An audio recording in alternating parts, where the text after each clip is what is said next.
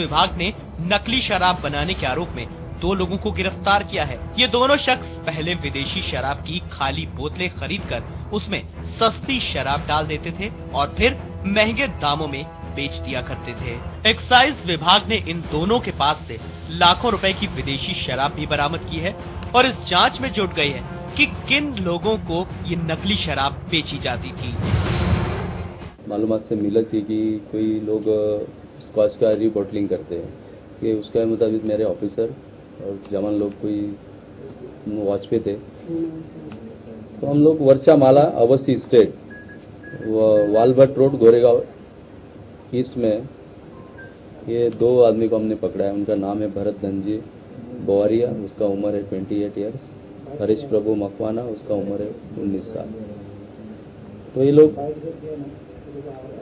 Scotch की empty बोतल होती है, वो भंगार बाजार से खरीद के उसको अच्छे ब्रांड के जो स्कॉच होता है उसमें ये रिफिलिंग करती थी, लोअर ब्रांड, उसमें रॉयल स्टैग है, रॉयल चैलेंज है, मैकडॉल है, ये सब उसमें डाल के आम पब्लिक को डायरेक्ट बेचते थे। ये अभी 31 आ रहा है, उसके मतलब ये लोग कम टाइम में कितना पैसा मिला सकते हैं और ऐसा डुप्लीकेशन करके ये लोग करने का ये इसमें रहते हैं। और हमारा भी इसके आगे और मैं 4-5 स्क्वाड लगा है और वो वॉच पे है।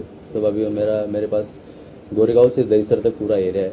विभाग ने इन दोनों आरोपी को भले ही गिरफ्तार कर लिया हो, लेकिन सच्चाई ये भी है कि इस तरह का गोरख धंधा मुंबई में काफी लंबे समय से चलता आ रहा है।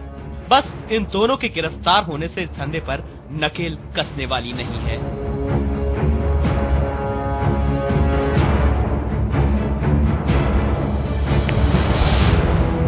एक्साइज अधिकारियों ने लाखों रुपए की नकली शराब बरामद कर ये चेतावनी दे दी है कि अब नए साल के आगमन के चलते मुंबई में नकली शराब का अवैध धंधा करने वालों की अब खैर नहीं, क्योंकि ये गिरोह नकली शराब के रूप में जहर देकर लोगों को मौत की नींद सुलाने का काम कर रहे हैं। अब देखना यह दिलचस्प होगा कि क्या आगे भी एक्साइज अधिकारी इन मौत के सौदागरों पर शिकंजा कसकर इन पर लगाम लगा पाते हैं या नहीं। मुंबई से चैनल 1 न्यूज के लिए कैमरामैन मुकेश रावत के साथ कमलेश वैष्णव। तो जिस तरीके से मुंबई में एक्साइज विभाग ने नकली शराब बनाने वाले गिरोह का पर्दाफाश किया है। ये गिरोह आपको बता दें गोरेगांव में एक किराए के मकान में विदेशी शराब की बोतलों में नकली शराब भरा करता था और बाद में उसे बेचकर मोटी कमाई करता था। और ज्यादा जानकारी के लिए बात करेंगे अपने मुंबई संवाददाता संतोष तिवारी से। संतोष, नकली का कारोबार कब से फल फूल रहा था? संतोष, आप हमें सुन पा रहे हैं? जी। तो संतोष, आपसे जानना चाहेंगे किस तरीके से विदेशी शराब की बोतलों में नकली शराब भरी जाती थी और मोटी रकम वसूली जाती थी, कब से कारोबार चल रहा था? जी आलोक जी, आपको बताना चाहूंगा कि यह कारोबार अब का नहीं, इसके पहले भी अगर हम थोड़ा पीछे जाएं और थोड़ा अगर एक नजर डालें त्योहारों के सीजन पे, तो दिवाली की बात करें तो दिवाली के मौसम, दिवाली के सीजन में भी पुलिस वाले लोगों ने, एक्साइज विभाग के अधिकारियों ने कई सैकड़ों किलो नकली मावा, तेल, घी बरामद किया था।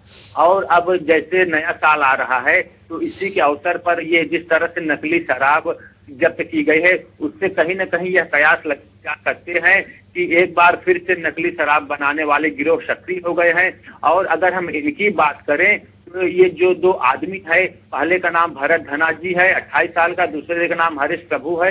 ये दोनों मुंबई के गोरेगांव अवस्थी स्टेट में एक किराए का गाला खरीद कर उसमें बड़े पैमाने पर विदेशी शराब की खाली शीशियां इकट्ठी करते थे और उसके बाद गुजरात और मुंबई जाकर वहां की सस्ती शराब को उस खाली शीशियों में भरकर और उस पर हाई लेवल ब्रांड के स्टिकर चिपकाकर उसे बाजार रेट से कम दामों में बेच दिया करते थे और इस पर बाजार रेट से उसकी कीमत 10% तक कम होती थी, जिससे इनको भारी मुनाफा होता था। तो कहीं न कहीं आलोक जी, आपको बताना चाहूंगा कि ये शराब के रूप में एक प्रकार से मौत बांटते थे। जी आलोक जी। आज जिन लोगों को गिरफ्तार किया गया है उनका अपनी सफाई में क्या कुछ कहना है? उनका यही जिन लोगों को गिरफ्तार किया गया उनका यही कहना है कि हमारे पीछे भी तो हम तो केवल एक बीच के थे, हमको एक कमीशन के रूप में काम करता था और जिन लोगों का इन्होंने नाम लिया है अभी तक तो कुछ वैसा आया नहीं सामने खुलकर, लेकिन इतना जरूर है कि इसके पीछे कहीं न कहीं कोई बहुत बड़ा रैकेट है, हो सकता है, या कहीं न कहीं इनका कोई बहुत बड़ा सरगना हो सकता है। जी तो बिल्कुल इसके पीछे कुछ बड़ा सरगना कोई हो सकता है। क्या कुछ और भी लोगों के नाम सामने आए हैं, बड़े लोगों के? इनके बयान में तो अभी तक किसी बड़े लोगों का नाम नहीं आया है। पुलिस इनके द्वारा ऊपर तक पहुंचने की पुरजोर कोशिश भी कर रही है, लेकिन इनके द्वारा जो खुलकर बयान आए हैं उससे यही पता चलता है कि ये तो मात्र बीच के एक मीडिएटर थे, एक मध्यस्थ का काम करते थे, और इस पूरे शतरंज के चाल में मोहरे चलाने वाला तो अभी कोई दूसरा ही है। जी चलिए, बहुत बहुत शुक्रिया संतोष इस तमाम जानकारी के लिए।